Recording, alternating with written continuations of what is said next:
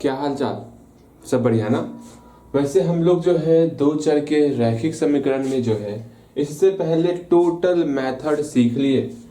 समीकरण युग्म का हल करने का टोटल तरीका सीख लिए, चाहे वो ग्राफिकल मेथड हो, चाहे वो सब्स्टिट्यूशन मेथड हो, चाहे वो एलिमिनेशन मेथड हो, चाहे वो क्रॉस मल्टीप्लिकेशन मेथड हो, सारा मेथड सीख लिए। अब क्या सीखने वाले? यह आपका अंतिम है। इसके बाद सिर्फ और सिर्फ ऐच्छिक बचा हुआ है। परेशान क्यों हो ना, ऐच्छिक भी हम लोग कंप्लीट करेंगे। यहाँ पर किस प्रकार के सवाल को देखेंगे। अगर हम लोग का x आपका हर में आ जाए, अभी तक हम लोग जितने सवाल को किए थे उसमें कुछ इस प्रकार का फॉर्म था 2x + 3y = 13 and 5x - 4y = -2 है। इस प्रकार के फॉर्म को अभी तक हम लोग सॉल्व कर पा रहे थे, जहां पर 2 के साथ आपका x आ रहा था। यहाँ पर अब 2 के नीचे आ रहा है x, मतलब हर में x आ रहा है। वहां पर इसको कैसे सॉल्व करेंगे? यहाँ 18 नंबर एग्जांपल देखोगे आप, यहाँ पर x - 1 आपका नीचे में आ रहा है। इसको कैसे सॉल्व करोगे? हो गई ना बहुत बड़ी समस्या। अब तो आपके मन में चल रहा होगा, भैया भैया ये सवाल तो हमारे साथ मजाक कर दिया है, कुछ भी दे रहा है। कभी x को 2 के बगल में देता है, कभी x को 2 के नीचे में देता है। हमें समझा है तो समझा क्या है, कोई नहीं, आप इसको बना सकते हो और हम आपसे ही बनवाएंगे, लेकिन थोड़ा सा आपको समझाना होगा, वो समझ जाओगे, इसको आप खुद से बनाओगे। और सबसे ज्यादा इंपॉर्टेंट है आपका ये 19 नंबर क्वेश्चन, क्योंकि इसमें आप जानोगे, नाव के बारे में जानोगे, धारा के बारे में जानोगे। अगर नाव जो है धारा के अनुकूल चल रहा है तो क्या होगा, अगर धारा के प्रतिकूल चल रहा है तो क्या होगा, ये सारी बातें आज हम लोग सीखने वाले। ये थोड़ा बेहतर क्वेश्चन है, बहुत अच्छा क्वेश्चन है। तो इस तरह का क्वेश्चन आपके एग्जाम में रहेगा, ठीक है। नाव का मतलब नाव के धारा के अनुकूल जाना, धारा के प्रतिकूल आना, ये सारा क्वेश्चन एग्जाम में रहेगा। तो इस पर कुछ विशेष तौर पर आप ध्यान दोगे। ओके, फर्स्ट ऑफ ऑल हम लोग रिवीजन कर लेते हैं। क्या कर लेते हैं हम लोग तनिक रिवीजन करेंगे, तो थोड़ा बेहतर तरीके से इन सारी चीजों को पढ़ने से पहले आप यहाँ रिवीजन पर ध्यान दो। रिवीजन में फर्स्ट ऑफ ऑल जो आपको ध्यान में रखना है वो रखना है क्या, अभी तक जितना भी हम लोग दो चर का रैखिक समीकरण देखे, जैसे एक एग्जांपल लेते हैं 2x + 5y = 7 and 3x + 4y = 9। ये हम लोग का दो चर का रैखिक समीकरण है। इसको सॉल्व करने का तरीका क्या क्या है? इसको सॉल्व करने का हम ढेर सारा मेथड सीखे। पहला है ग्राफीय विधि, ग्राफिकल मेथड। इसमें क्या करते हैं, इस दोनों के लिए पहले दो चर के रैखिक समीकरण के लिए हम लोग एक ग्राफ ड्रॉ करेंगे। क्या ड्रॉ करेंगे? एक ग्राफ ड्रॉ करेंगे। फिर दूसरे दो चर के रैखिक समीकरण के लिए फिर एक हम ग्राफ ड्रॉ करेंगे और हम लोग देखेंगे ये कहां पर कट रहा है। जिस पॉइंट पर ये कट रहा होगा उसी को हम लोग सॉल्यूशन बोलेंगे, हल बोलेंगे, ठीक है। आपको हम बताए थे हल बोलो, सॉल्यूशन बोलो, शून्यक बोलो, ये सब कुछ एक है, ठीक है। अगेन यहाँ पर ग्राफिकल मेथड तो बहुत अच्छे तरीके से सीखे थे। ग्राफिकल मेथड के बाद हम लोग प्रतिस्थापन विधि देखे, जिसको हम लोग सब्स्टिट्यूशन मेथड, प्रतिस्थापन विधि बोलते थे। प्रतिस्थापन विधि में हम लोग का सिर्फ और सिर्फ एक ही दायित्व होता था। वो दायित्व का, अगर हम लोग को दो इक्वेशन दिया हुआ है तो हम लोग का पहला स्टेप होता था कि हम लोग कोई सा एक इक्वेशन ले लेंगे। हमारी इच्छा या तो हम इक्वेशन फर्स्ट ले ले या तो हम इक्वेशन सेकंड ले ले। क्या ले ले? हम लोग इक्वेशन सेकंड ले लेते हैं। जैसे हम लोग इक्वेशन सेकंड लेंगे, अब यहाँ पर फिर से आपकी ही इच्छा है, इक्वेशन सेकंड में या तो आप x का वैल्यू निकाल लो या तो आप y का वैल्यू निकाल लो। क्या निकालना है? आपकी इच्छा, या तो आप x का वैल्यू निकाल लो। ये पहला स्टेप सिर्फ और सिर्फ आपके ऊपर डिपेंड करता है, लेकिन सेकंड स्टेप में आप बंध जाओगे। अगर आप इक्वेशन सेकंड लिए हो, अब नेक्स्ट आपको इक्वेशन फर्स्ट लेना होगा। इक्वेशन फर्स्ट में इस x के वैल्यू को जैसे पुट करेंगे, हम लोग के पास जो है y का वैल्यू अवतरित हो जाएगा और y के वैल्यू को या तो आप इक्वेशन थर्ड में पुट करो, या तो फर्स्ट में पुट करो, या तो सेकंड में पुट करो, आपका x का मान निकल जाएगा। हमको y और x का ही मान चाहिए, सॉल्यूशन ज्ञात करना है ना। ये आपका प्रतिस्थापन विधि हुआ। इसके बाद हम लोग विलोपन विधि की बात करेंगे, एलिमिनेशन मेथड की बात करेंगे। एलिमिनेशन मेथड में क्या करते हैं हम लोग, या तो x वाले टर्म को इक्वल करते हैं या तो y वाले टर्म को इक्वल करते हैं। अब यहाँ पर बहुत सारी समस्याएं आपके दिमाग में चल रही होंगी, भैया जी हमको x वाले टर्म को इक्वल करना है ना, तो क्या करना होगा। सोचो आप, यहाँ 2 है, यहाँ 3 है। अगर इस इक्वेशन फर्स्ट में हम जो है 3 से मल्टीप्लाई कर दें, किसी से मल्टीप्लाई कर दें, 3 से मल्टीप्लाई कर दें, तो यहाँ पर 6 हो जाएगा।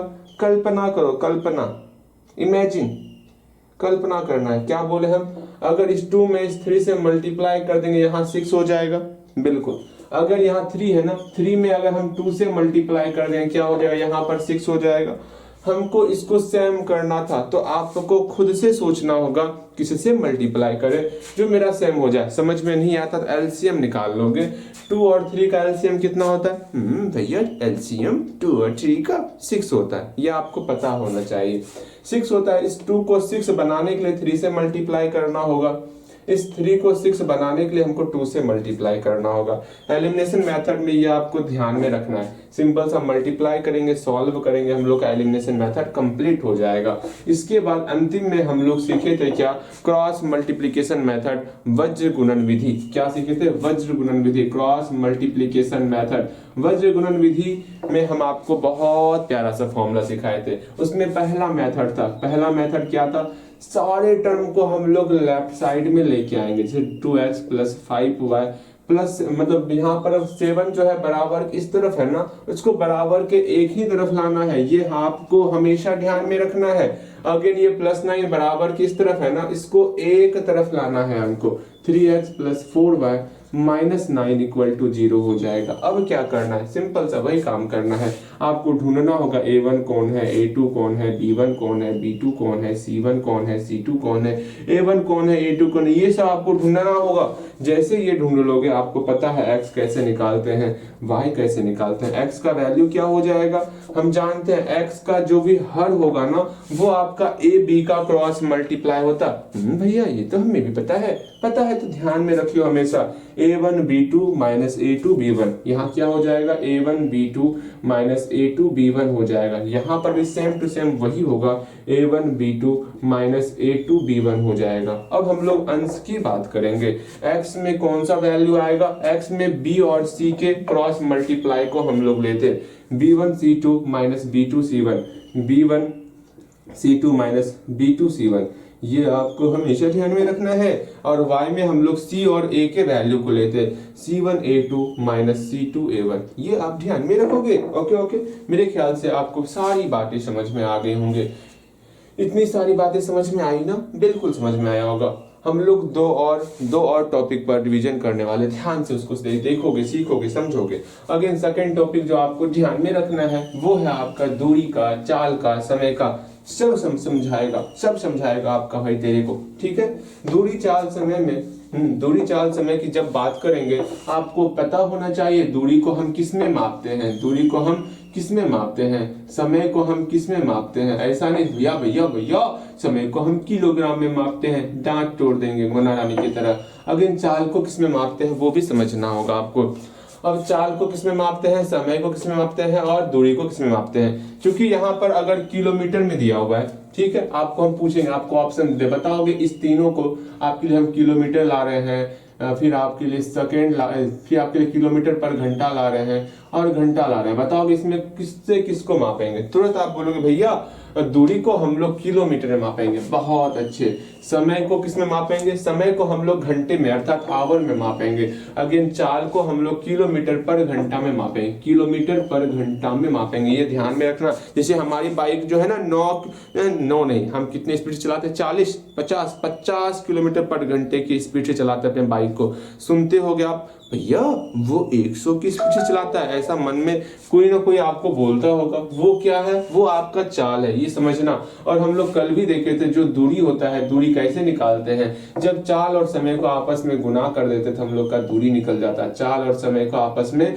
गुना करेंगे तो हम लोग का दूरी निकल जाएगा। चाल कितना है, चाल आपका कितना है, किलोमीटर पर घंटा। समय कितना है, समय आपका घंटा है। जब दोनों को मल्टीप्लाई कर देंगे, इस घंटे से ये घंटा खत्म हो जाएगा, सिर्फ किलोमीटर बचेगा। ये आपको ध्यान में रखना है, ध्यान में रखोगे ना। अगर मान लो कोई नाव है, ये नाव है भैया, ये बहुत नाव थोड़े, ये धारा है, इसमें यहाँ पर बहुत प्यारी सी नाव है हमारी, बहुत प्यारी सी नाव है, ये नाव है। अगर ये नाव धारा कैसे बह रही, धारा ऊपर से नीचे बह रही है, धारा जो है आपका ऊपर से नीचे बह रही है, धारा जो है ऊपर से नीचे बह रही है, ठीक है। जो धारा का बहाव हो रहा है इस साइड, इसको हम लोग बोलते हैं धारा की गति, धारा की चाल, धारा की गति। चलो धारा की चाल बोलते हैं।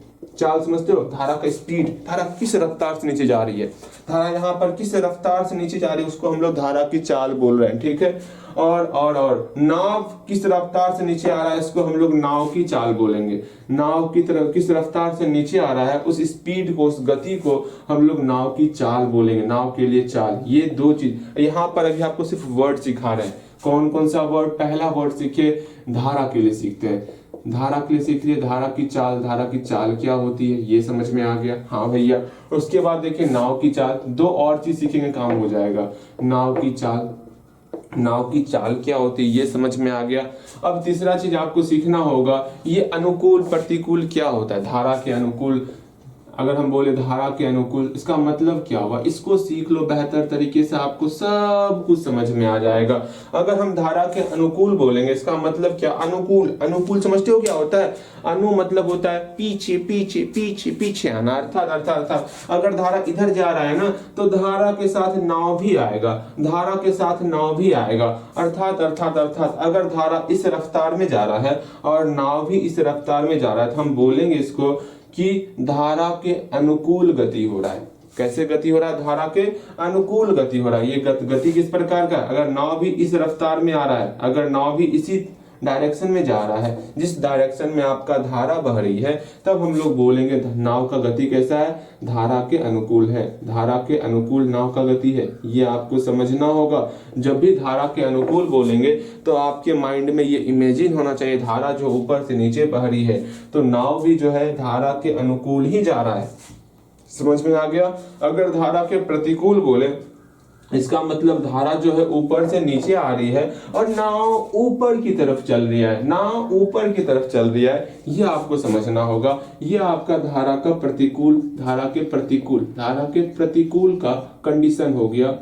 ये सब छोटी छोटी बातें आपको सीखनी होंगी, ठीक है। समझ में आ गया, समझ में आ गया। हम चार चीज का वर्णन किए। धारा की चाल क्या होती है, इसके बारे में आपको पता होना चाहिए। नाव की चाल क्या होती है, इसके बारे में आपको पता होना चाहिए। नाव का चाल बोले ना, समझना इतना सा, सिर्फ नाव का स्पीड है, उसमें धारा का स्पीड ऐड नहीं है, ये समझ के चलियो। मतलब सिंपल सा, नाव अगर 50 किलोमीटर पर घंटे की स्पीड से चल रहा है तो वो सिर्फ नाव का स्पीड है, उसमें धारा की स्पीड नहीं है। जैसे हम बोले ये पेन है, ये इसका मान लो पेन, ये नाव है, अपना स्पीड से जा रहा है, ठीक है। अगर धारा भी स्पीड है, धारा भी चल रही है, नाव भी चल रहा है, इसको दोनों को साथ में रख दे, दोनों को साथ में रख दे तो धारा का स्पीड और नाव का स्पीड दोनों एक हो जाएगा, दोनों एक हो जाएगा, इसका स्पीड और बढ़ जाएगा। ये सारी बातें आपको समझने को मिलेंगी आगे, ठीक है। समझ में आ गया? ये चार चीज समझ में आ गया? बिल्कुल समझ में आ गया होगा। अब तीसरा चीज हम लोग कुछ फॉर्मूले का रिवीजन कर लेंगे, फिर अपने टॉपिक पर आ जाएंगे, ठीक। फिर अब हम लोग अपने टॉपिक पर आ जाएंगे। ओके। फॉर्मूले का क्या रिवीजन करना होगा? फॉर्मूले का क्या रिवीजन करना होगा? सिंपल सा जो हम आपको बताते आते हैं उस फॉर्मूले का रिवीजन किए लेते हैं। तीसरा नंबर बताओगे हमें, वो फॉर्मूला क्या है? द्विघात बहुपद का फॉर्मूला बोलोगे। द्विघात बहुपद का फॉर्मूला क्या होता है आपको मुझे बताना है। द्विघात बहुपद का फॉर्मूला क्या होता है वो आप मुझे बताओगे। अगेन फिर आपको बताना है त्रिघात बहुपद का फॉर्मूला। हल्दी ये दो चीज मुझे बताओ, बस दो चीज मुझे बताओ। अगर नहीं पता है, हम जितना भी रिवीजन करवाते हैं उसमें जो चीज आपको पता नहीं होगा उसको जरूर राइट डाउन कर लेना, उसको लिख लेना आप, ठीक है। द्विघात बहुपद का फॉर्मूला क्या होता है, त्रिघात बहुपद का फॉर्मूला क्या होता है, बताओगे मुझे। जैसे आप बोलो भैया द्विघात बहुपद की बात कर रहे हैं, यहाँ पे x square minus alpha plus beta into x हो जाएगा, प्लस अल्फा इंटू बीटा हो जाएगा, ठीक है। त्रिघात बहुपद की बात कर रहे हैं, यहाँ पर x cube minus alpha plus beta plus gamma into x हो जाएगा, एक्स स्क्वायर हो जाएगा, plus alpha beta plus beta gamma plus gamma alpha into x हो जाएगा, माइनस अल्फा बीटा गामा हो जाएगा। ये छोटा छोटा चीज आपको हमेशा ध्यान में रखना है, कैसे क्या करते क्या नहीं करते। अतः यहाँ पर मुझे एक चीज और बताओगे, अल्फा प्लस बीटा का फॉर्मूला क्या होता है, अल्फा इंटू बीटा का फॉर्मूला क्या होता है। अल्फा प्लस बीटा आपको पता होना चाहिए, माइनस बी बटे ए होता है। यहाँ पर बी क्या है, ए क्या है, इसकी भी आपको प्रॉपर जानकारी है। अल्फा इंटू बीटा क्या होता है, सी बाय ए होता है, सी बाय ए होता है। यहाँ पर सी क्या है, ए क्या है, इसकी भी आपको प्रॉपर तरीके से जानकारी है। यहाँ पर alpha plus beta plus gamma क्या होता है, आप बताओगे। Alpha plus beta plus gamma क्या होता है, बोलो जल्दी बोलो। भैया माइनस बी बाई ए होता है, बिल्कुल सही। यहाँ पर alpha beta plus beta gamma plus gamma delta, इसका वैल्यू क्या होगा, सी बाई ए हो जाएगा। और अल्फा बीटा गामा की वैल्यू माइनस डी बाई ए हो जाएगा। ये सब कुछ ध्यान में रखोगे, ठीक है। अगेन हम चलते हैं आगे आगे आगे चलते हैं हम लोग, ठीक है। अब हम लोग बेहतर तरीके से इसको सीखेंगे। ओके बोलो हाँ हाँ भैया ठीक है, सीखिए ना, मजा आएगा सीखने में। अगेन अगेन अगेन आगे चलते हैं। ध्यान से समझोगे, ध्यान से समझोगे, सब कुछ समझ में आएगा। देखो यहाँ पर समझना ध्यान से।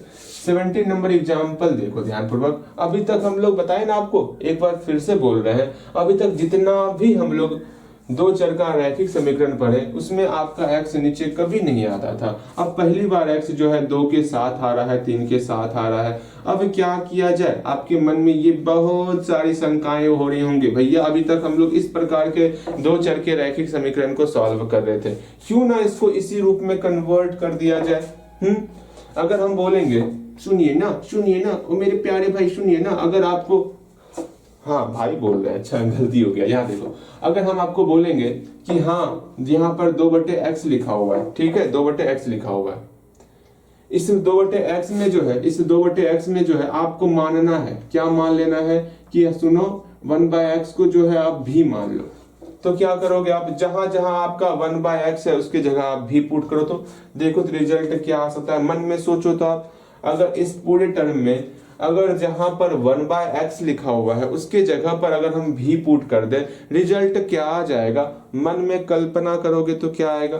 तो सिंपल सा आप बोलोगे 2/x है ना, हम इसको 2 × 1/x लिख सकते हैं। जहां पर 1/x है वहां पर जैसे भी पुट कर लेंगे मेरा 2 भी हो जाएगा। अगर ये समझ में आ रहा है तो ये आप आसानी से सीख सकते हो। एक बार फिर से हम सिखाने का प्रयास करेंगे। अगर कहीं पर 3/y लिखा हुआ है, हम बोल रहे हैं सुनो आपको 1/y को जो है u मान लेना है।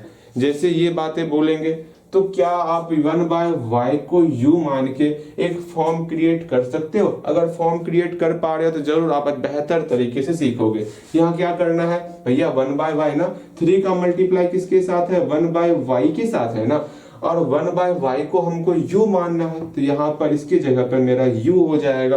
अगर ये छोटी बातें आप सीख पा रहे हो तो इस तरह की बातें आप जरूर सीखोगे। एक लास्ट चीज जो आपको ध्यान में रखना है, कहीं पर 6/x - 1 है, ठीक है। यहाँ पर अगर हम बोले, सुनो ना, आपको जो है ना 1/x - 1 को u मानना है, तो क्या आप जो है ऐसा कर पा रहे हो, दिमाग ही लगाओगे, क्या आप कल्पना करो, क्या आप यहाँ पर इसको u मान पा रहे हो, तो जरूर ये प्रश्न आपसे ही सॉल्व होगा और किसी से सॉल्व देखा जाएगा, लेकिन आप जरूर सॉल्व कर पाओगे। यहाँ पर क्या करना है, सिंपल सा 6 है ना, 6 का मल्टीप्लाई 1/x - 1 से करेंगे, अर्थात 6u हो गया। एक लास्ट क्वेश्चन, अगर कहीं पर 1/y - 2 है, हम बोल रहे हैं सुनो 1 बटे नहीं, मान लो 4/y - 2 है, हम बोल रहे हैं 1/y - 2 को आपको भी मानना है, तो क्या लिखोगे आप। अब डायरेक्ट लिखना है, वो अलग अलग नहीं करना। आप बोलोगे भैया 1/y - 2 मेरा भी हो गया, यहाँ 4 पहले से था और ये मेरा y - 2 मेरा भी बन रहा है, तो यहाँ मेरा भी हो जाएगा। ये अगर समझ में आ गया, ये क्वेश्चन आप बड़ी आसानी से सॉल्व कर पाओगे। सिंपल से आपको मानना होगा 1/x को और 1/y को मानना होगा, बस बाकी आप खुद सॉल्व कर सकते हो। कैसे क्या करना है देखो आप 70 नंबर क्वेश्चन देखोगे, बहुत आसान क्वेश्चन है, इससे आसान क्वेश्चन अब क्या होगा, बहुत आसान क्वेश्चन है ये। 70 नंबर क्वेश्चन 2/x + 3/y = 13 है। आपको एक काम करना है, यहाँ पर 1/x को और 1/y को आपको मानना होगा। हम मानते हैं, माना कि 1/x = u हो गया एंड 1/y = v हो गया। ये दो चीज आपको मान लेना है। जैसे मान लेंगे क्या हो जाएगा, यहाँ पर जो 1/x है ये u हो गया, तो यहाँ पर आपका 2u बन गया। अगर ये समझ में आ रहा है तो जरूर इस प्रश्न में कहीं पर समस्याएं आपको नहीं होंगी। यहाँ प्लस का प्लस हो गया, यहाँ पर 1/y को हम लोग भी मान लिए, तो यहाँ पर मेरा 3v = 13 हो गया। ये समझ में आया कि हम एक ही इक्वेशन लिखे, एक और इक्वेशन लिख रहा था ना, नीचे आप इक्वेशन लिख लोगे, हम ध्यान नहीं दिए थे तो आपको लिख लेना है 5x - 4y = -2। ये इक्वेशन नीचे में ही लिखोगे आप, ठीक है। अगेन ये तो मेरा पहला इक्वेशन हो गया। अगेन सेकेंड इक्वेशन किस प्रकार लिखेंगे, फिर से इसमें 1/x को u मान रहे हैं, 5u हो गया, 5u हो गया, प्लस नहीं माइनस है ना, माइनस क्या करना है यहाँ पर 4, 1/y को भी मानेंगे 4 भी हो जाएगा = -2। अगर ये समझ में आ भी गया तो ये भी प्रश्न को आप सॉल्व कर सकते हो। यहां तक समझ में आया, यहां तक समझ में आया, तो यहां तक जल्दी से पहुंचोगे, यहां तक जल्दी से पहुंचा, यहां तक जल्दी से पहुंचे, बस हमको यहीं तक समझाना था। इसके आगे आप खुद से सॉल्व कर सकते हो। क्या करना है सुनो, यहाँ पर ध्यान से मेरी बातों को सुनोगे, सब समझ में आ जाएगा। इसके बाद से समझ लेना, यहाँ पर अगर यहाँ पर x होता, सोचो यहीं पर अगर यहाँ मेरा x होता, यहाँ y होता = 13, यहाँ x मेरा, यहाँ पर y और यहाँ -2 होता, क्या हम लोग x और y के वैल्यू को नहीं निकाल पाते? बिल्कुल निकाल पाते। आपके पास ढेर सारा मेथड है। पहला ग्राफिकल मेथड, ग्राफी विधि, फिर आपका सब्स्टिट्यूशन मेथड अर्थात प्रतिस्थापन विधि, फिर आपका एलिमिनेशन मेथड अर्थात कौन सा विधि, विलोपन विधि, फिर आपका है क्रॉस मल्टीप्लिकेशन मेथड अर्थात वज्र गुणन विधि। इतना सारा तरीका भरा पड़ा है। अब आपकी इच्छा, आपको जो आसान लगता है उस तरीके से आप बना लोगे। हम बनाते हैं एलिमिनेशन मेथड से। अब यहाँ पर इसको हम लोग एलिमिनेशन मेथड से सॉल्व कर सकते हैं। सेम x की जगह u है तो आपको हर x की जगह u ही पुट करना है। तो एलिमिनेशन मेथड से इसको आप बनाओगे और देखोगे यहाँ पर u का वैल्यू क्या होता है, v का वैल्यू क्या होता है, आपको खुद से बनाना है। बनाओगे खुद से, प्रयास करना, कम से कम u का वैल्यू निकालने का प्रयास करना, v का वैल्यू निकालने का प्रयास करना। एलिमिनेशन मेथड का मतलब क्या हुआ, आपको या तो u वाले टर्म को सेम करना होगा या तो v वाले टर्म को आपको सेम करना होगा। सेम कैसे होगा वो समझने का प्रयास करना है। क्या करना होगा, इसमें 2 और 5 का हम एलसीएम ले लेंगे, भैया 10 होता है। 2 में किसी से मल्टीप्लाई करें जो 10 हो जाए, भैया 5 में, अर्थात 5 से, अर्थात इसमें 5 से मल्टीप्लाई करना होगा। भैया समझ में आ गया। 5 का मल्टीप्लाई किसके साथ करें जो 10 हो जाए, 2 के साथ करेंगे तो 10 हो जाएगा। भैया ये भी समझ में आ गया कि हमको इस पहले इक्वेशन में 5 से मल्टीप्लाई करना है, सेकंड इक्वेशन में 2 से मल्टीप्लाई करना है। आप मल्टीप्लाई करोगे और सीखोगे, जल्दी बनाओगे। इस तरह के प्रश्न को आप सॉल्व करोगे और आपसे सॉल्व होएगा। मजाक नहीं करना है आपको, जल्दी सॉल्व करोगे।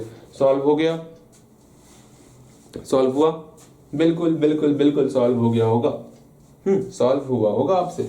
अगेन आगे चले हम लोग, आगे चले, सॉल्व कर लियो, बिल्कुल सॉल्व कर लियो। देखो यहाँ कैसे क्या करते वो समझने का प्रयास करो। हम लोग क्या करेंगे, इक्वेशन फर्स्ट में 5 से मल्टीप्लाई कर लेते ना। अब क्या करना है, उम्मीद करते हैं सॉल्व हो गया होगा। आप सिर्फ मिला रहे होगे। इक्वेशन फर्स्ट में 5 से मल्टीप्लाई करना, फिर माइनस करेंगे ना, क्योंकि सिंबल सेम है। अगर सिंबल सेम माइनस सेम, भैया सेम के अंतिम में m आता है, माइनस हो जाएगा। याद रखने का तरीका है। ठीक है, मेरे ख्याल से आप समझ जाओगे। ठीक है, यहाँ पर सेम है ना सिंबल, तो माइनस करना है। इक्वेशन सेकेंड में आपको 2 से मल्टीप्लाई करके माइनस करना है। अब माइनस क्यों कर रहे हैं, अगर सेम रहेगा तब ना इसका सिंबल चेंज होगा तो घटेगा।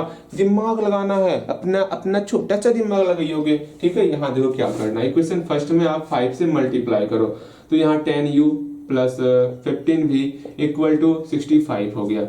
ये आप जरूर खुद से कर पाए होगे। फिर इक्वेशन सेकंड में आप 2 से मल्टीप्लाई करो। जल्दी 2 से मल्टीप्लाई करोगे आप, कितना होगा, 10u माइनस 8v = -4 हो गया।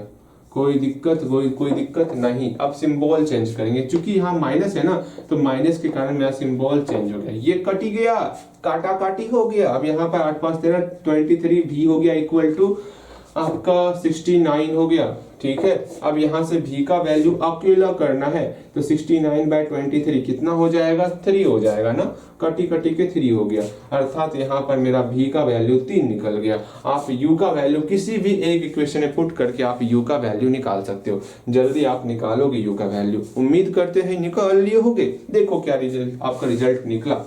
देखो रिजल्ट क्या निकला भैया, ये क्या बना दिया। यहाँ देखो क्या आपका रिजल्ट निकला होगा, वो मिला लेते हैं फटाफट से। इक्वेशन फर्स्ट में v इक्वल टू 3 पुट करते हैं, क्या होगा 2u plus 3v equal to 13। यहाँ पर हम लोग जो है v का वैल्यू 3 पुट कर रहे हैं, हम लोग का रिजल्ट कितना आएगा तुरंत बतावत है। 3 3 9 हो गया। इस प्लस 9 को बराबर किधर ले जाएंगे हम लोग का माइनस, ये सब चीज बताना होगा। बिल्कुल नहीं बताएंगे ये सब चीज आपको, हाँ ये सब जानते हो आप। प्लस 9 को बराबर किधर लेके आएंगे, -9 हो गया। अब घटाएंगे क्या हो जाएगा, 13 में 9 घटाएंगे तो भैया 4 हो गया। अब यहाँ पर u को अकेला करेंगे, 2 से भाग लग गया, 2 निकल गया, अर्थात u का वैल्यू हम लोग का 2 निकल गया और v का वैल्यू हम लोग का 3 निकल गया। u भी निकलने के बाद हमको तो x और y चाहिए ना, यहाँ तो u और v निकला है। फिर से आपको लिखना होगा, कहाँ, यही लिखते हैं हम लोग। अतः नीचे दिख रहा है क्या, अतः अब संस्कृत पढ़ लेते हैं हम लोग। अतः क्या है, यहाँ देखो 1/x इक्वल टू यू है, 1/y इक्वल टू v है, इसको लेंगे। 1/x इक्वल टू यू का वैल्यू कितना है, 2 है ना, u का वैल्यू 2 पुट कर लेते हैं। जैसे 2 पुट करेंगे x को पलट देंगे तो ये भी पलट जाएगा, ये पलट जाएगा। x को ऊपर करेंगे तो 1/2 हो जाएगा। सिंपल सा समझना है आपको ये, अगर ये पलटेगा तो ये भी पलट जाएगा। समझ में आ गया, अर्थात x का वैल्यू 1/2 हो गया। अब हमको क्या निकालना है, v इक्वल टू 1/y है ना, 1/y इक्वल टू v है ना, तो क्या करना होगा, 1/y इक्वल टू v का वैल्यू 3 निकला, 3 नीचे 1 छिपा हुआ रहता है, आपको सिखाते हैं। अगर 1/y को पलटेंगे तो 3/1 भी पलट जाएगा, अर्थात y का वैल्यू हमारा 1/3 निकल जाएगा। यही हमको निकालना था, x का वैल्यू और y का वैल्यू निकालना था। बन गया। ये क्वेश्चन प्रयास जरूर करोगे खुद से सॉल्व करने का, खुद से सॉल्व करने का प्रयास करोगे। उम्मीद करते हैं ये क्वेश्चन आप खुद से सॉल्व कर पाओगे, कहीं कोई दिक्कत आपको नहीं होने वाला। परेशानी कहाँ होगा, वहां पर आपको यहाँ पर 1/x-1 इक्वल टू कोई ना कोई एक टर्म निकलेगा, फिर वहां पर आपको x का वैल्यू अकेला करना होगा, तो वह -1 को बराबर की उधर भेजेंगे तो +1 हो जाएगा। बस इतना सा ही सवाल सोचो आप, यहीं पर तत्काल के लिए, कुछ नहीं ऊपर पे, ठीक है, कुछ नहीं है। सबको पहले मिटाने दो हमको। इस क्वेश्चन को बताते हैं कैसे क्या करना है, ध्यान से समझोगे। अच्छा बता ही दे क्या, बता ही देते हैं, क्या याद रखोगे आप भी क्या ध्यान याद रखोगे।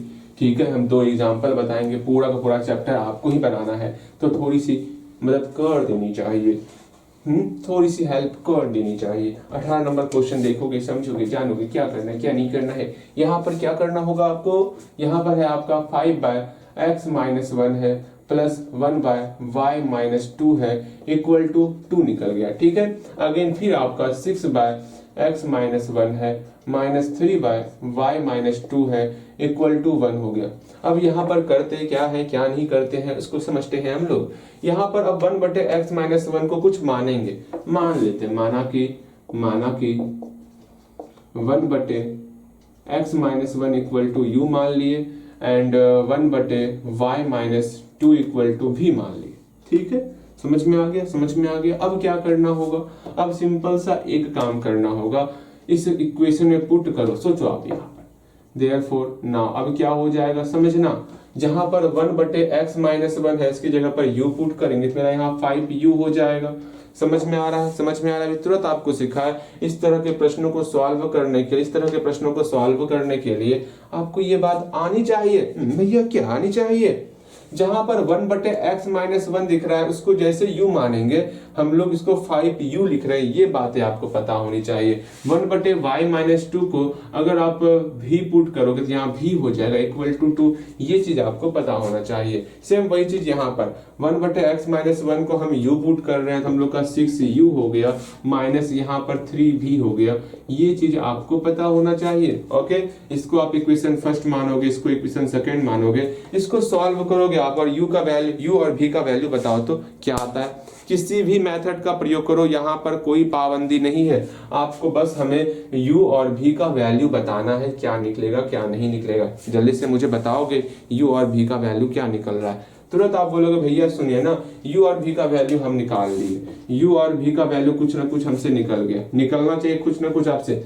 तो हम लोग फिर से लिखेंगे नाउ, क्या करना होगा, इसी को मान, इसको जो लिखे है माना की वाला 1/x minus y equal to u. U का वैल्यू कुछ भी निकला हो, मान लो कुछ 2 निकल गया, 1/x माइनस 1 इक्वल टू 2 निकल गया, 2/1। इसको पलट देंगे, क्या हो जाएगा, x माइनस 1 इक्वल टू 1/2 हो जाएगा। इस -1 को बराबर के उधर ले जाएंगे, x बराबर 1/2 + 1। इसको सॉल्व करेंगे, हम लोग का x का वैल्यू निकल जाएगा। बस इसी प्रकार हम x का वैल्यू निकालेंगे, ये भी आपसे सॉल्व होगा, इसमें कहीं कोई डाउट नहीं होना चाहिए।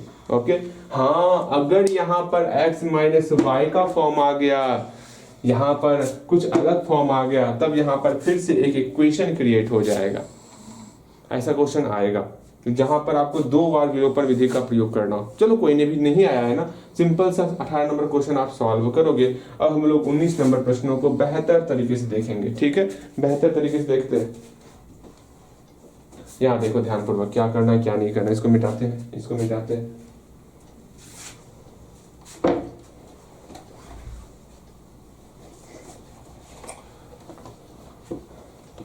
यहाँ देखो 19 नंबर क्वेश्चन को देखोगे, क्या करना है इस हमारे प्यारे से प्रश्नों को सॉल्व करने के लिए। इस प्रश्न को एक बार जो है ना पढ़ने से पहले हम जो सिखाए थे उस बात को रिकेप करोगे।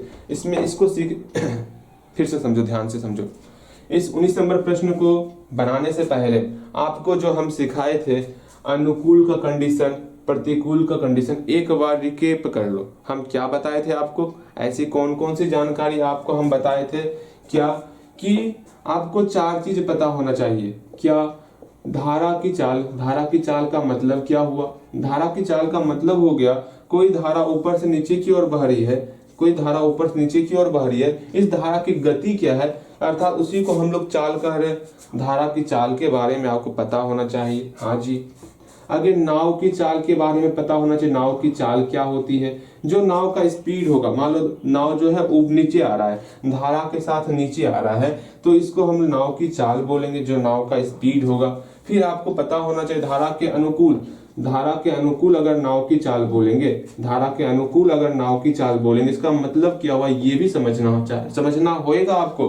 धारा के अनुकूल नाव की चाल अगर हम कह रहे हैं, इसका मतलब क्या हुआ, नाव किधर आ रही होगी, जिधर धारा जा रहा है उधर ही आपका नाव भी जा रहा है। इसको हम लोग बोलेंगे धारा के अनुकूल नाव की चाल। अगर हम बोल रहे हैं धारा के प्रतिकूल नाव की चाल, तो इसका मतलब क्या हुआ, धारा के प्रतिकूल नाव की चाल, इसका मतलब हो गया नाव जो है धारा के प्रतिकूल दिशा में जा रहा है, इस साइड नाव जा रही है। ये आपको पता होना चाहिए। बोलो कोई दिक्कत है क्या, कोई दिक्कत नहीं होने वाला इसमें। अब क्या करना है क्या नहीं करना, इसको समझ लेते हैं। छोटी छोटी बातें हैं, ध्यान से देखोगे सब कुछ समझ में आ जाएगा। ठीक है, अब हम लोग बेहतर तरीके से पहले क्वेश्चन को रीड करेंगे, समझेंगे क्या है क्या नहीं है। एक बार आप पहले प्रश्न को लिख लो और पहले प्रश्न को एक बार पढ़ लो। भले ही प्रश्न समझ में आए ना आए कोई बात नहीं, एक बार प्रश्न को पहले पढ़ो। आप जल्दी से प्रश्न पढ़ोगे, जल्दी प्रश्न को पढ़ोगे।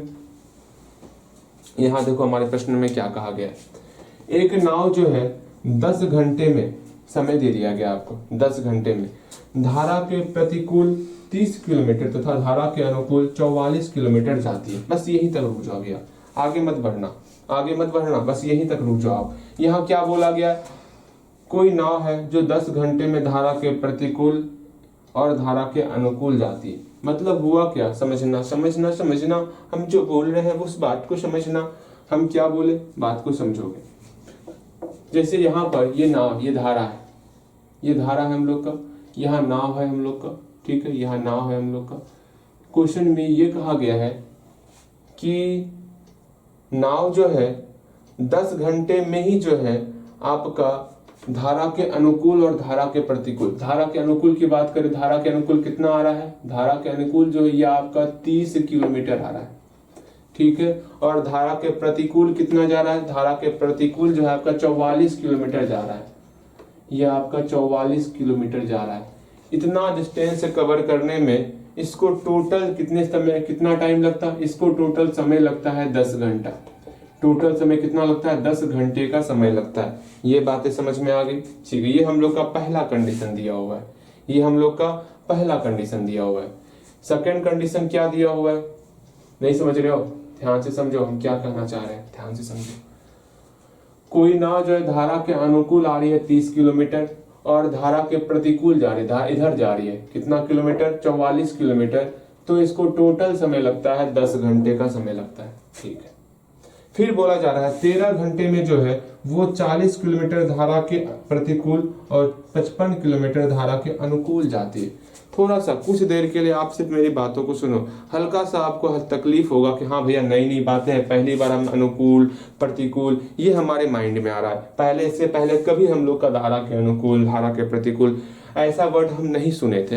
हो सकता है पहली बार आप सुन रहे होगे, थोड़ा सा आपको अजीब लग रहा होगा, लेकिन नहीं कोई बात नहीं, इसको सीखने का प्रयास करोगे, ठीक है। फिर आपका सेकेंड कंडीशन, यहां से लेके यहां तक फिर से आप पढ़ोगे, यहां से लेके यहां तक फिर से पढ़ोगे, प्रयास करोगे, एक बार यहां से लेके यहां तक पढ़ो, अपने कॉपी में जो लिखे हो यहां से लेके यहां तक पढ़ो। आप क्वेश्चन में क्या कहा गया, यहाँ कहा जा रहा है 13 घंटे में समय आपको दिया हुआ है। 13 घंटे में क्या, धारा के प्रतिकूल आपको हम सिखाए थे, धारा के प्रतिकूल का मतलब क्या होता है, नाव ऊपर की तरफ जा रही है। नाव किधर जा रही है, नाव ऊपर की तरफ जा रही है। कितना जा रही है नाव, धारा के प्रतिकूल 40 किलोमीटर जा रही है। नाव ऊपर जो है 40 किलोमीटर जा रही है, ये बात पता होनी चाहिए आपको, ठीक है। फिर बोला जा रहा है धारा के अनुकूल, जब भी धारा के अनुकूल बोलेंगे इसका मतलब क्या होता है, धारा के साथ नीचे आना। नाव जो है ऊपर से नीचे आ रही है, नाव जो है ऊपर से नीचे आ रही है, ऊपर दिख रहा है ना, बिल्कुल हल्का फुल्का कम दिख रहा है। नाव ऊपर से नीचे आ रही है, कितना आ रही है नाव ऊपर से नीचे भैया, 55 किलोमीटर आ रही है, 55 किलोमीटर। यहाँ आपका 55 किलोमीटर हो गया, नहीं दिख रहा क्या, अरे कोई बात नहीं, कोई बात नहीं, 55 किलोमीटर। टोटल समय कितना है, टोटल समय आपका है हम लोग का टोटल समय कितना, 13 घंटा। ये आपका 13 घंटा दिया हुआ है। बातें समझ में आई। एक बार फिर से हम चित्र बनाएंगे, एक बार फिर से आप अपने मन से अपने कॉपी में चित्र बनाओगे। जल्दी से इस चित्र को सीखो, इस चित्र को अपने मन से बनाने का प्रयास करो, एक बार खुद से बनाओगे, क्योंकि ऐसा क्वेश्चन आपके एग्जाम में आएगा, इसलिए हम दोहरीकरण करवा रहे हैं। भैया दोहरीकरण करवा रहे हैं, अच्छा लगा जान करके। एक बार फिर से आप इस चित्र को बनाओगे, हम बार बार बोल रहे हैं, चित्र सीख जाओगे, सब कुछ समझ में आ जाएगा। ऐसा क्वेश्चन जब भी आएगा आप बेहतर तरीके से बनाओगे, सब कुछ समझ में आ जाएगा। देखो फिर से सुनो मेरी बातों को। अगर बना लियो चित्र को अपने कॉपी में, एक बार फिर से मेरी बातों को सुनोगे। आप यहां से लेके यहां तक पहले पढ़ो, तो एक बार फिर से क्या बोला जा रहा है, बोला जा रहा है 10 घंटे में, टोटल समय है 10 घंटे का। 10 घंटे में जो है धारा के प्रतिकूल का मतलब क्या हो, ऊपर की तरफ, धारा के प्रतिकूल ऊपर की तरफ नाव जो है कितना किलोमीटर, 30 किलोमीटर जाती है। अच्छी बात है, ये धारा के प्रतिकूल जो है 30 किलोमीटर जा रही है।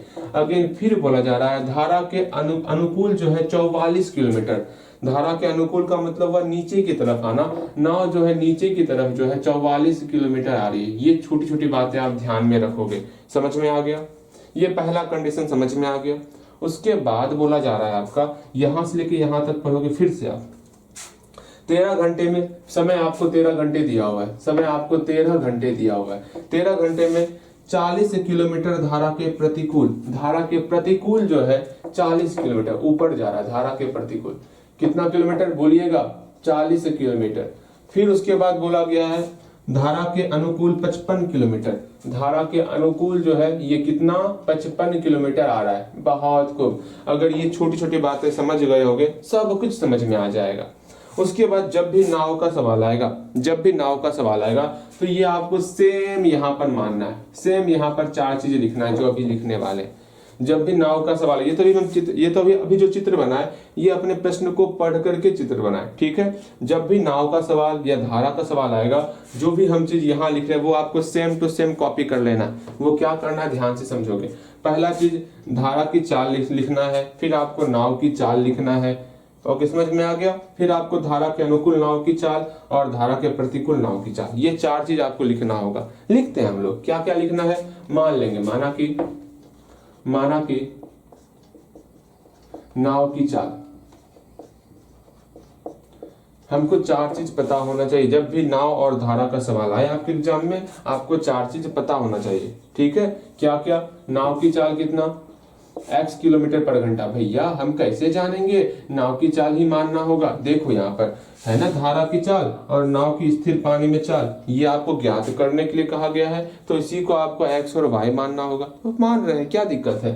तो नाव की चाल को हम लोग x किलोमीटर पर घंटा मान लिए, किस कैसे, स्थिर पानी में। ठीक है, लिखना है लिख देना, वरना अंडरस्टूड है, यहाँ लिख देना स्थिर पानी में, स्थिर पानी में।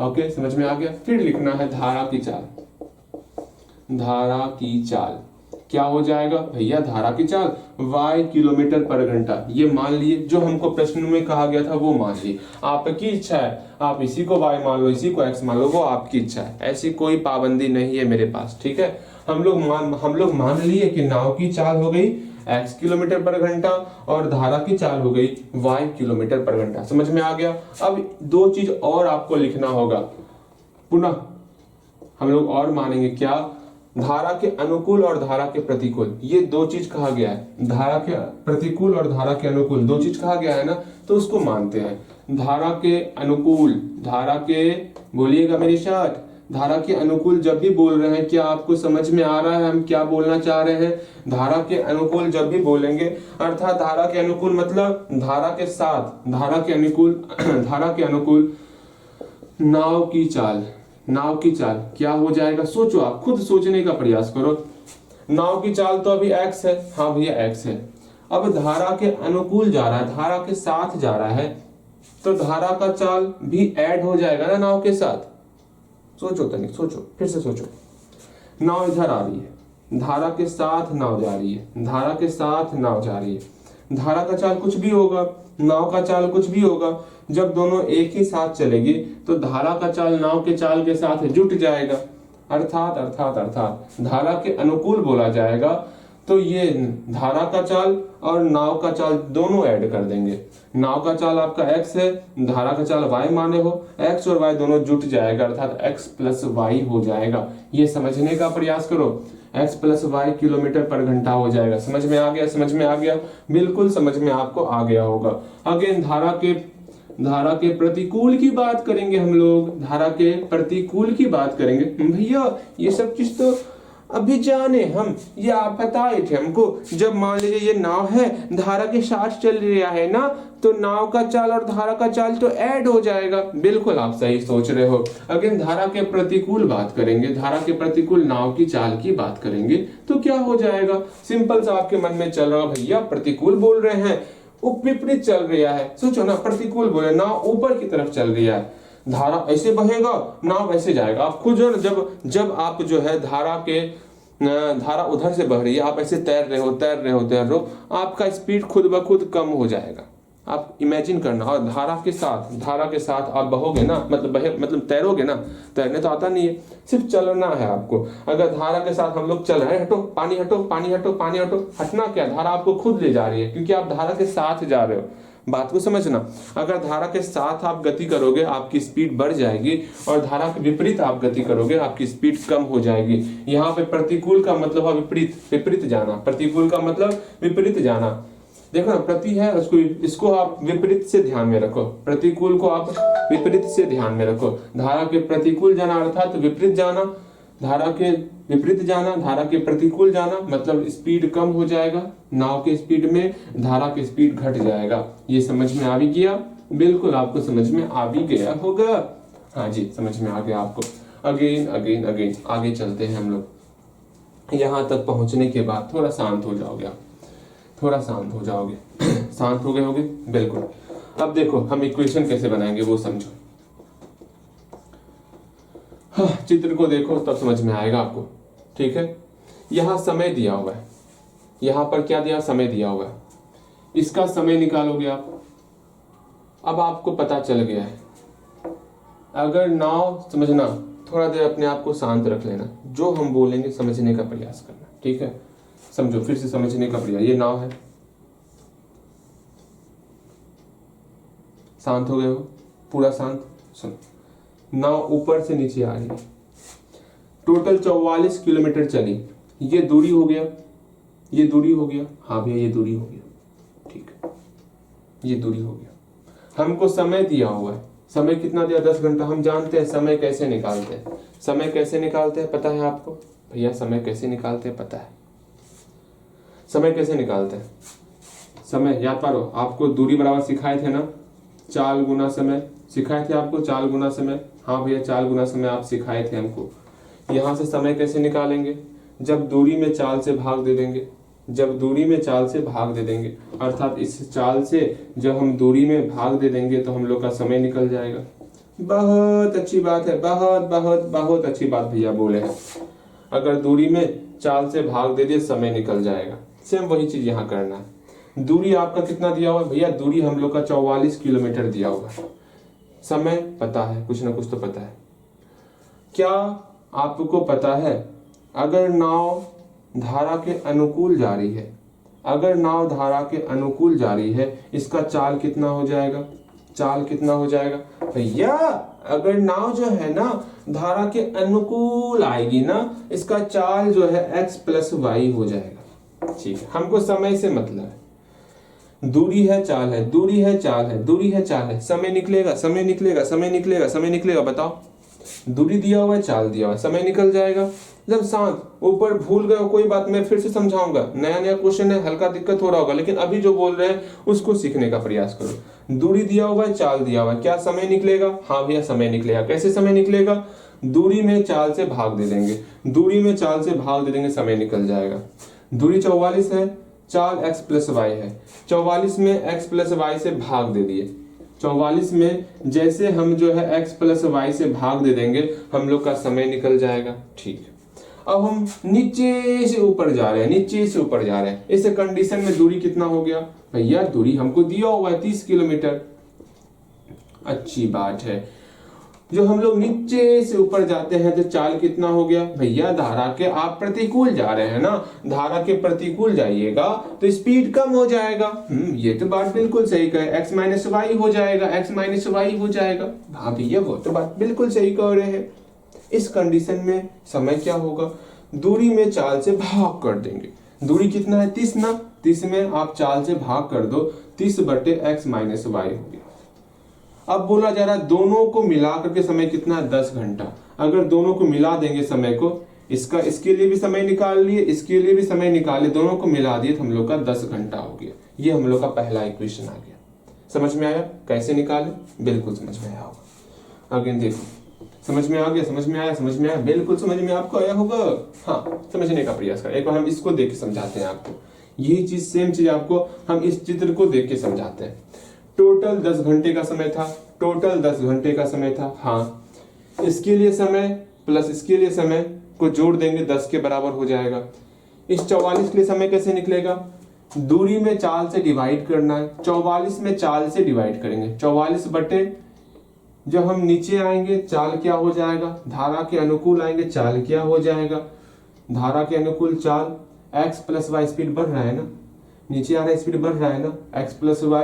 44 में x + y से डिवाइड कर दिए। ऊपर की तरफ जा रहे हैं, धारा के प्रतिकूल जा रहे, स्पीड कम होगा ना, तो 30 में x - y से डिवाइड कर दिए, = 10 के बराबर हो गया। सेम वही चीज यहाँ पर करना है। टोटल समय 13 था, 13 लिख लिए। हम ऊपर से नीचे आ रहे हैं, स्पीड बढ़ रहा है, ऊपर से नीचे आ रहे हैं, स्पीड बढ़ रहा है, धारा के अनुकूल आ रहे हैं, स्पीड बढ़ रहा है, तो नीचे ऊपर से नीचे आ रहा है ना। 55 में किससे डिवाइड करेंगे? 55 में हम लोग जो है x + y से डिवाइड कर दिए, प्लस का प्लस। फिर हम नीचे से ऊपर जा रहे हैं ना, नीचे से ऊपर 40 किलोमीटर जा रहे हैं, नीचे से ऊपर धारा के प्रतिकूल जा रहे हैं, दूरी दिया हुआ है 40। 40 में किससे डिवाइड करेंगे भैया? x - y से डिवाइड करेंगे, तो आप लोग का जो है समय निकल जाएगा। इसका समय प्लस इसका समय हम लोग का 13 के बराबर हो गया। समझ में आया? इसको फिर से आप देखोगे स्टार्टिंग से। मुझे पता है इसमें हल्का डाउट आपको हुआ होगा। कहाँ कहाँ डाउट हुआ होगा? पहली बात, आपको अनुकूल और प्रतिकूल बेहतर तरीके से समझ में आया होगा, लेकिन जब जब हम अनुकूल और प्रतिकूल बोल रहे होंगे ना, तब तक आपको उसको समझने में आपको समय लग रहा होगा।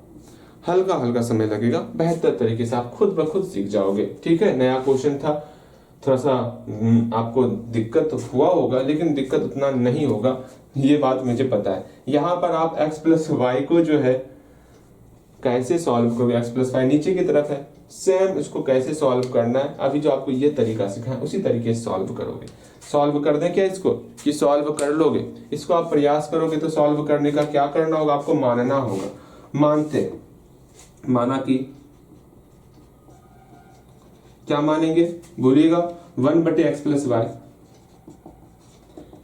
u हो गया, अगेन 1/x माइनस वाई मेरा भी हो गया। इसको u और भी मान लिए हैं। अब सॉल्व करोगे खुद से, आप देखते हैं सॉल्व कर पाते हो या नहीं सॉल्व कर पाते हो। सॉल्व आप खुद से कर पाओगे, ठीक है। आप इसको खुद से सॉल्व करोगे, जल्दी जल्दी सॉल्व करो ना। उम्मीद करते हैं सॉल्व हो गया होगा, सॉल्व हो गया होगा, बिल्कुल सॉल्व कर लिए होगे, कहीं कोई दिक्कत नहीं हुआ होगा ना। सॉल्व करो इसको अच्छे तरीके से, सॉल्व करिए, सॉल्व करिए, सॉल्व करिए। सॉल्व करोगे, सॉल्व हो गया, बिल्कुल सॉल्व हो गया होगा। क्या इक्वेशन निकला, यहाँ पर 1/x प्लस वाई यू माने हैं, 44 यू हो गया, प्लस 1/x माइनस वाई भी माने हैं, 30 भी हो गया। बहुत अच्छी बात है भैया, बहुत अच्छी बात बोल रहे हैं आप। हाँ, आप तो बहुत अच्छी बात बोल रहे हैं। हो गया, देखो 44 u प्लस 30 भी इक्वल टू 10 हो गया। अगेन फिर से हम लोग 1/x प्लस वाई को u मान रहे हैं, 1/x माइनस वाई को भी मान रहे हैं, तो 55 u प्लस 40 भी हो जाएगा। क्या हो गया, 55 u प्लस 40 भी हो जाएगा, इक्वल टू कितना, 13 हो जाएगा। हाँ जी, ये तो बात बिल्कुल सही कहे, ये तो बात बिल्कुल सही हुआ मेरे सामने। क्या ही बात बोले भैया जी, तुरंत सॉल्व हो जाएगा। अब ये तो, अब हमारे सामने ये इक्वेशन फर्स्ट आ गया, इक्वेशन सेकंड आ गया, तुरंत सॉल्व होगा। अभी देखिए ना कितना कितना आनंद आता है सॉल्व करने में। इसको सॉल्व करना है, किस विधि से सॉल्व करें बताइए भैया। एक काम कीजिए, इसको सॉल्व करना है ना, किस विधि से सॉल्व करें आप ही बताओ। इसको हम आज वज्र गुणन विधि से सॉल्व करें। वज्र गुणन से सॉल्व करते हैं, कितना हो जाएगा। वज्र गुणन से सॉल्व करने के लिए इसको बराबर किधर कर लेते हैं, तब इक्वेशन फर्स्ट मानेंगे। ठीक है, इसको बराबर किधर करेंगे, -10 इक्वल टू 0, -13 इक्वल टू 0। ये इक्वेशन फर्स्ट, इक्वेशन सेकंड। आप नीचे फिर इक्वेशन लिख लोगे आप, ठीक है। इसको हम आज वज्र गुणन विधि से सॉल्व कर रहे हैं। आप सोचोगे मन में, भैया भैया भैया इसको वज्र गुणन से सॉल्व क्यों कर रहे हैं? क्योंकि मुझे पता है आप विलोपन से इसको आराम से सॉल्व कर सकते हो, प्रतिस्थापन से भी सॉल्व कर सकते हो। वज्र गुणन बहुत कम आप यूज करते हो। अगर हम यूज करेंगे वज्र गुणन तो धीरे धीरे आपके मन में बैठेगा, हाँ वज्र गुणन कैसे कैसे क्या क्या था, वरना भूल जाओगे आप। देखो यहाँ पर भैया ऐसे ऐसे प्रश्नों में भी आपको जो है ये कार्यस्तानी करनी होती है। सिंपल सा इसको सॉल्व कर लेते विलोपन विधि से। इसमें आप 40 से मतलब 4 या 12 ना, इसमें आप 40 से मल्टीप्लाई कर देते, इसमें आप 30 से मल्टीप्लाई कर देते। अच्छा सिंपल से ही सॉल्व कर दें, अच्छा चलो कोई बात, सिंपल ही सॉल्व कर देते हैं। हाँ आप भी बोलोगे, क्या बोलोगे भैया हमेशा परेशान करते रहते हैं। ठीक, देखो यहाँ पर सॉल्व करते हैं। इक्वेशन फर्स्ट माने है ना, इक्वेशन फर्स्ट में हम लोग मल्टीप्लाई करने वाले हैं। किससे सोचोगे आप, किससे मल्टीप्लाई करेंगे, सोचो आप। भैया यहाँ 30 है, 30 और 40 का एलसीएम कितना होता है, 120 होता है। इस वाले हमको इसको सेम बनाना है। इसमें हम लोग 40 से मल्टीप्लाई कर रहे हैं, इसमें हम लोग 30 से मल्टीप्लाई कर रहे हैं। ठीक है, अब मल्टीप्लाई करेंगे और घटा देंगे। इक्वेशन सेकंड में किससे मल्टीप्लाई कर रहे हैं, 30 से मल्टीप्लाई कर रहे हैं। हाँ जी, फिर हम लोग जो है इक्वेशन फर्स्ट में जो है, इक्वेशन फर्स्ट में हम लोग 40 से मल्टीप्लाई कर रहे हैं, घटा देना है। और क्या करना है, आराम से सारा काम हो जाएगा। करते हैं हम लोग, करें काम करें, करते हैं। इक्वेशन सेकंड लिए भैया, आप इक्वेशन सेकंड ही पहले क्यों ले लिए, आपकी इच्छा है। आप इक्वेशन फर्स्ट भी ले सकते हो, इक्वेशन फर्स्ट ले लें। बोलना ध्यान से समझना, इक्वेशन सेकंड में बारी बारी से 30 से मल्टीप्लाई करो, कितना हो जाएगा पहले आप खुद से प्रयास करोगे, तब हम बोलेंगे। ठीक है, जल्दी करो, खुद से प्रयास, खुद से प्रयास करना है। हो गया, हो गया, बिल्कुल हो गया होगा। देखते हैं क्या रिजल्ट निकला। मल्टीप्लाई करते हैं, 30 का मल्टीप्लाई 55 के साथ 1650 निकल गया। यहां पर u का u हो गया, प्लस का प्लस 30 का मल्टीप्लाई 40 के साथ 1200 हो गया, भी का भी इक्वल टू 30 का मल्टीप्लाई 13 के साथ 390 हो गया। ठीक है, अगर नहीं किए हो तो खुद से सॉल्व करोगे। इक्वेशन फर्स्ट में 40 से मल्टीप्लाई करते हैं, u प्लस 40 से मल्टीप्लाई इसमें करेंगे 1200 हो जाएगा v इक्वल टू इसका मल्टीप्लाई इसके साथ करेंगे 400 हो जाएगा। घटाना है घटाते ये कट जाएगा, यहाँ कितना हो गया 0, 6 में 5 गया 1। देखो बड़े में छोटे को घटाना है, उल्टा मत घटा देना। 7 में 6 गया 1, 1 में गया 0, अर्थात यहाँ पर -110 u निकल गया।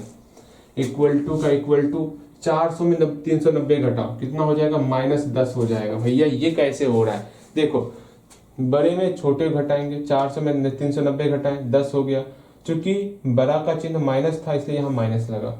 उल्टा सेम वही चीज यहाँ पर हुआ है, 1760 बिगड़ नंबर था ना इसलिए यहाँ पर माइनस आया। यहाँ तक पहुंच गए हो गया, यहाँ से u का वैल्यू अकेला करो जल्दी से। u का वैल्यू आपको यहाँ से अकेला करना है, यहाँ से u अकेला करेंगे -10 बटे -110 हो गया। हाँ भैया ये -110 गुना के रूप में था, ये बराबर किधर आएगा तो भाग हो जाएगा, तो -10 बटे -110 हो गया। माइनस से माइनस खत्म, हाँ खत्म, 0 से 0 खत्म। कितना हो गया u का वैल्यू हम लोग का निकल गया 1/11। चलिए समझ में आ गया, समझ में आया, समझ में आया, बिल्कुल समझ में आ गया होगा। अब u क्या माने हो आप, अच्छा बाद में देखेंगे, ठीक है बाद में चेक करेंगे। अगेन फिर से किसी एक इक्वेशन में पुट करो, किसी भी इक्वेशन में पुट करो और u का वैल्यू 1/11 पुट करो। हम जो इक्वेशन फर्स्ट में जो है, इक्वेशन फर्स्ट में u का वैल्यू 1/11 पुट करते हैं। इक्वेशन फर्स्ट में u इक्वल टू 1/11 रखने पर कितना हो जाएगा 44u plus 30v equal to 10 है इक्वेशन फर्स्ट। इसमें आप खुद पहले पुट करोगे, जल्दी पुट करो आप। यहाँ u का वैल्यू 1/11 पुट करो जल्दी से, उम्मीद करते हैं पुट कर ली होगे। यहाँ पर u का वैल्यू 1/11 आ गया, इससे ये कट गया, 4 हो गया मेरा यहाँ पे। इसको सॉल्व करेंगे, यहाँ पर +4 है, 4 गुना 1 +4, हाँ भैया +4, एक प्लस 30v इक्वल टू 10। ये +4 बराबर किधर जाएगा तो -4 हो जाएगा, बिल्कुल -4 हो जाएगा। इसको सॉल्व करेंगे 30v इक्वल टू 10 में 4 गया 6 हो जाएगा।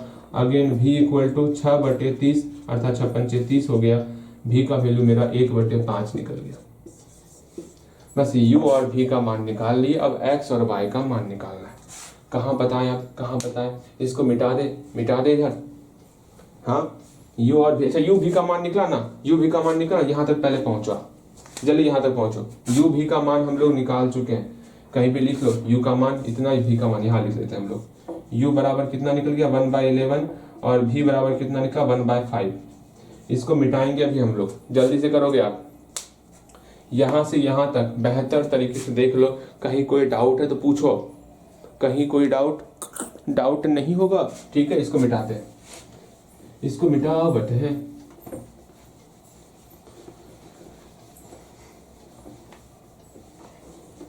देखो यहाँ पे u इक्वल टू 1/11 निकला ना, और हम लोग यहाँ कुछ माने हुए, इसको लेके चलते हैं। अगेन क्या है u इक्वल टू 1/11 हम लोग यहाँ निकाले हुए हैं, ठीक है। u का वैल्यू क्या है यहाँ पर 1/x प्लस वाई है, हम जानते हैं, हम माने हुए हैं u equal to 1/x plus y माने हुए हैं। जहां पर u है वहां पर 1/x प्लस वाई पुट कर लेते हैं, 1/x प्लस वाई हो गया इक्वल टू 1/11। इसको पलट देंगे, इसको पलट देंगे तो x प्लस वाई जो है आपका 11 के बराबर हो जाएगा। इसको इक्वेशन थर्ड मानोगे। अब आया ना मजा, मैंने बताया था ना, यहाँ से फिर से इक्वेशन बन सकता है, बन गया इसमें इक्वेशन। देख फिर से आगे आगे आगे अगेन v इक्वल टू, यहाँ v इक्वल टू 1/5 निकला है ना। अब फिर क्या करेंगे हम लोग, v इक्वल टू 1/5 करेंगे। v का वैल्यू क्या माने हुए हैं, v का वैल्यू हम लोग माने हुए हैं 1/x minus y, 1/x minus Y.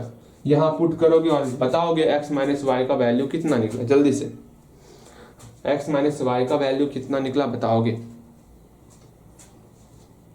हो गया, देखो v का वैल्यू पुट कर रहे हैं 1/x minus y equal to 1/5। इसको पलट देंगे अर्थात x माइनस वाई जो है मेरा 5 निकल गया। इक्वेशन फोर्थ, इक्वेशन थर्ड को इक्वेशन फोर्थ को ऐड करो, आपका x और y का मान निकल जाएगा। आप इक्वेशन थर्ड फोर्थ को सॉल्व करोगे खुद से और जल्दी से मुझे बताओगे x और y का मान क्या निकला। जल्दी बताओगे x और y का मान क्या निकला है। बन गया, जल्दी बनाओगे, मेरे पास जगह नहीं है। हम एक काम करते हैं, मिटाते हैं। देख लो अच्छी तरीके से मिटा रहे हैं। भैया जी कितना मिटाइएगा, हाँ कितना मिटाइएगा, इतना कोई मिटाता है। देखो यहाँ पर x प्लस वाई कितना निकाल लिए हम लोग, x प्लस वाई हम लोग 11 निकाले, इक्वेशन थर्ड माने हुए थे। फिर x माइनस वाई कितना निकाले हम लोग, 5 निकाल लिए, इक्वेशन फोर्थ माने हुए। ठीक है, इसको सॉल्व करेंगे, इसको सॉल्व करना है आपको, इक्वेशन थर्ड इक्वेशन फोर्थ को सॉल्व करना है आपको। जल्दी से सॉल्व करोगे। बोर्ड चमक रहा है क्या? बोर्ड चमक नहीं रहा है, हल्का फुल्का चलेगा उतना सा। ठीक है, जल्दी सॉल्व करोगे आप। इक्वेशन थर्ड इक्वेशन फोर्थ को सॉल्व करो। क्या करना है, equation third plus equation fourth करना है। कितना हो जाएगा, x plus y equal to 11, फिर x minus y equal to 5, ये कटी गया। यहाँ पर 2x इक्वल टू मेरा 16 हो गया, यहाँ से x बराबर मेरा 8 निकल गया, x का वैल्यू 8 निकल गया। अगेन फिर y का वैल्यू निकालना है ना, किसी भी एक इक्वेशन में पुट करो, x इक्वल टू 8 हम लोग का y निकल जाएगा। तो हम पुट करते हैं इक्वेशन फर्स्ट में x इक्वल टू 8 पुट करने पर, इक्वेशन फर्स्ट में x इक्वल टू 8 पुट करो, x का मान जैसे 8 पुट करेंगे y का वैल्यू हम लोग का कुछ ना कुछ तो निकलेगा ही निकलेगा। कितना निकल जाएगा, 3 निकल जाएगा। हो गया, x का मान निकल गया, y का मान निकल गया। हमको x का और y का मान ही निकालना था। लिखोगे अतः नाव की चाल बराबर x किलोमीटर पर घंटा बराबर, लिख लोगे आप नाव की चाल, स्थिर पानी में नाव की चाल, या लिख लेना स्थिर पानी, स्थिर पानी में नाव की चाल कितना हो गया, x किलोमीटर पर घंटा। x का वैल्यू कितना निकल गया, 8 निकल गया ना, 8 किलोमीटर पर घंटा। अगेन धारा की चाल बराबर y किलोमीटर पर घंटा, अर्थात 3 किलोमीटर बराबर, वो आप लिख सकते हो, आराम से लिखोगे, काम बन गया। अगला अब हम लोग अगले क्लास में देखने वाले, आज इतना ही रखते हैं। बेहतर क्वेश्चन था, होमवर्क दे देते हैं आपको, होमवर्क दे देते हैं आपको। होमवर्क क्या है आपके लिए वो बता देते हैं, क्या दिक्कत है। होमवर्क में आपको 3.6 का 1 नंबर पूरा बनाओगे। 1 नंबर पूरा, अरे 8 क्वेश्चन है 1 नंबर में, बता पाओगे? सिर्फ एक ही नंबर मतलब सिर्फ और सिर्फ 1 नंबर ही बनाओ। बाकी जितना भी भाषा वाला सवाल है ना वो हम करवा देंगे, ठीक है। मुझे पता है भाषा वाला सवाल हल्का सा समझाना ही पड़ेगा, बिकॉज थोड़ी समस्याएं आती हैं। कोई बात नहीं, बिना भाषा वाला आप खुद बना सकते हो। फिर हम ऐच्छिक में टोटल कितना क्वेश्चन, 8 क्वेश्चन है, टोटल 8 क्वेश्चन ऐच्छिक वाला भी कर लेंगे, ऐच्छिक का भी कंप्लीट कर लेंगे, ठीक है। ऐच्छिक भी कर लेंगे, ये चैप्टर कंप्लीट हो जाएगा।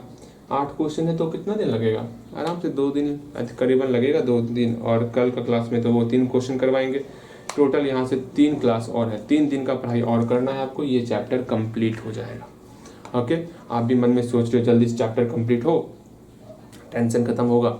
वैसे डेली क्वेश्चन आंसर वो बनते रहना चाहिए। वैसे आज कौन सा दिन हो गया, आज 26 मार्च हो गया, 26 मार्च आज हो गया है। आपका टारगेट आपको अचीव करना है, मार्च खत्म होते होते आपका 20 क्लास कंप्लीट करना है। आपका 20 क्लास हाजिर हो चुका है, ठीक है, उससे ज़्यादा ही होने वाला होगा। तो कम से कम जल्दी से मार्च कंप्लीट होते होते आपको 20 क्लास तक पहुंच जाना है। अगेन फिर अप्रैल के अलग है, अप्रैल में टोटल 40 क्लास तक कंप्लीट करने का टारगेट फिक्स करना है आपको, ठीक है। बातें समझ में आ गई, ठीक है। अगेन और क्या करना है, और बस इतना ही। आप होमवर्क बनाते चलो और डेली क्वेश्चन आंसर पे विशेष तौर पर ध्यान रखोगे, क्योंकि उसी को करोगे तो 95 प्लस आने का पूर्णतः संभावना है। संभावना क्या, अगर बेहतर तरीके से करोगे बिना छापा छापी किए हुए तब संभावना नहीं, तब पूरा का पूरा यकीन है। अगर छापा छापी करोगे तब संभावना ही रखोगे आप उसको, ठीक है। छापा छापी मतलब क्या हुआ, छापना मतलब हुआ छाप लेना पीछे से कॉपी से, वो काम नहीं करना है आपको, खुद से बनाने का प्रयास करना है, ठीक है। इतना सही रखते हैं आज। उम्मीद करते हैं सब कुछ समझ में आया होगा, बेहतर तरीके से समझ में आया होगा, ठीक है। मिलते हैं अगले क्लास में, ओके, बिल्कुल।